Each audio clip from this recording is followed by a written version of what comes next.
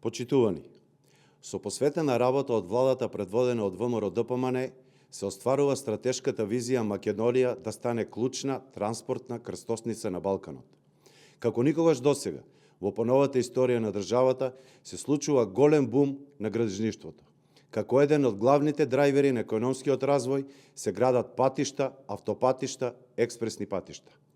Тоа го потврдуваат и од последните податоци на Државниот завод за статистика, кои велат дека за месец април имаме исклучително висок степен на реализација на капитални проекти, што е за речиси 1/3 подобар за истиот месец од лани.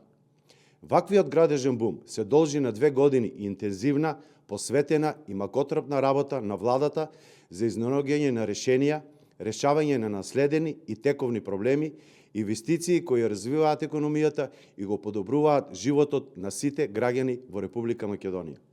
Интензивно се работи на завршување на останатиот дел од автопатот Кичево-Охрид, од кој 37 километри се пуштени во употреба и граѓаните веќе ги користат.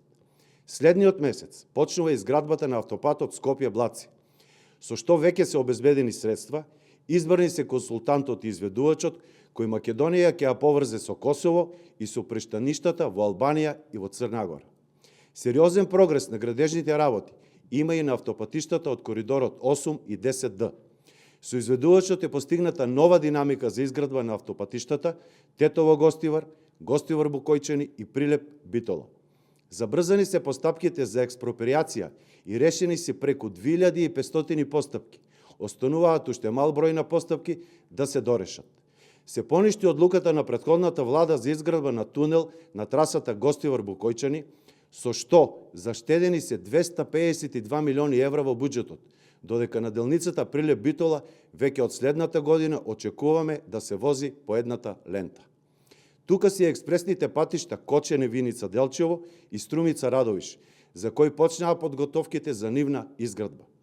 Тоа се проекти кои со години се ветувани и никој досега, ни една власт, не направи ништо за изградба на овие патишта.